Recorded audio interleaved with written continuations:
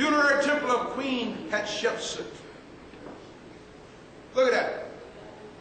Y'all see how new that looks? I mean, look like we just done a few weeks ago. Y'all might have somebody in your family that look like that too. Here you have the anointing and washing of Queen Hatshepsut. But notice how they chiseled her out. Just completely removed her from the stone. Of course, you see it here again, and you also read about this in Psalm 23, where it says, "You anoint my head with oil, my cup runneth over." The colossi of Memnon standing as guardians to the valley of the kings. Here's the story of how Pharaoh drove the white folk out of Egypt.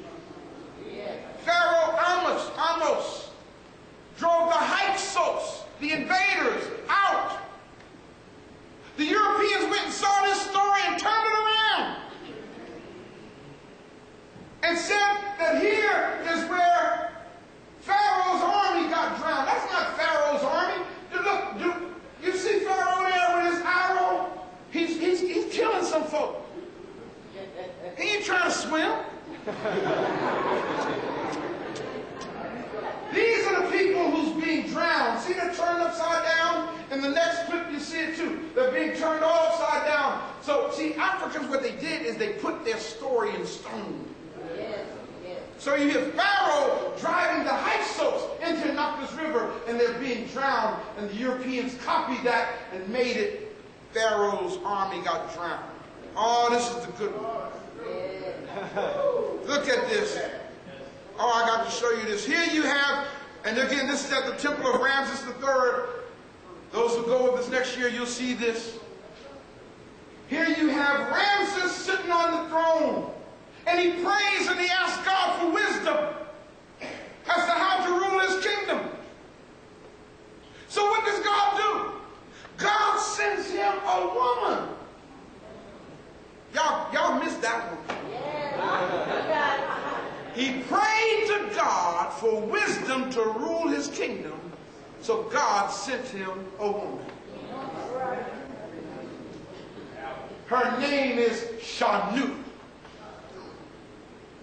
And here, Shanu reaches up to grab this fruit from the tree. See the tree? To give him fruit from the tree of knowledge. Y'all see it, don't you?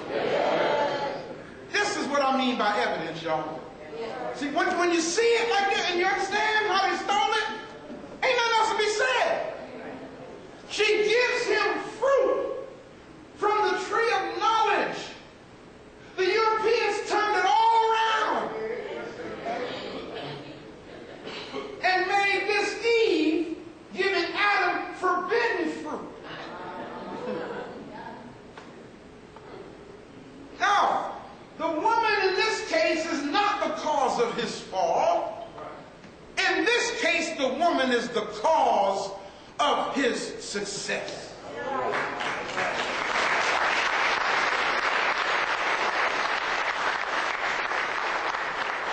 Going into the temple of Hathor, the cow goddess of nourishment. There she is, the woman with the cow's ears. Oh, it's getting ready to get good. That's God Bess. That's the God of dance and having a good time. So you know it's some black in her. Oh, yeah. That's the Twa statue at the temple of Hathor, Mom. Now what's really deep is we had a sister with us. Yeah. And she saw that little statue, Elder Lucas, and her whole attitude changed. Those who can bear with me. She saw herself in stone. And she even assumed a position. Now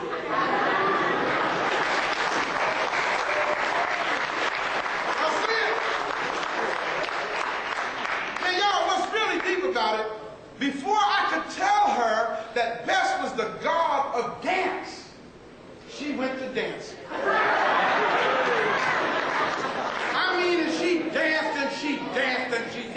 And those who went can bear witness. Her attitude was different from that moment on. You know why? Because she saw herself. Her esteem from people making fun of her because she was short and little and stumpy changed. That let her know she's somebody. And she danced and danced and danced and had a sense of pride for the rest of the tour. And look at Brother Q just laughing at her. Y'all see Q? Everybody was enjoying her because she was in her own world having a good time. Good time. Here you have at this temple, and we're in Denver, by the way, that's the zodiac, brothers and sisters. Where the first stellar calendar right there on the ceiling in the temple of Hathor at Dendera. And here's your zodiac that the Europeans gave us. Now, what's deep about this zodiac? The sun on the cross. Right here. The sun on the cross of the zodiac. There it is again. The sun on the cross. Here's an old one. The sun on the cross. What about the sun? See, everybody understands the esoteric meaning of the sun but us. Here, in this little tiny room, this is on the ceiling. Here you have Goddess Nut. These are her arms. That's her bending over, and she's covering the earth. Notice, people, she swallows the sun. Y'all see it? Yeah. She swallows the sun in her mouth, and it travels through her hidden at nighttime. In the morning, she gives birth to the sun. The S-U-N. She gives birth to the sun. Now, what's really deep about it is the little room that this is the ceiling of is called the manger.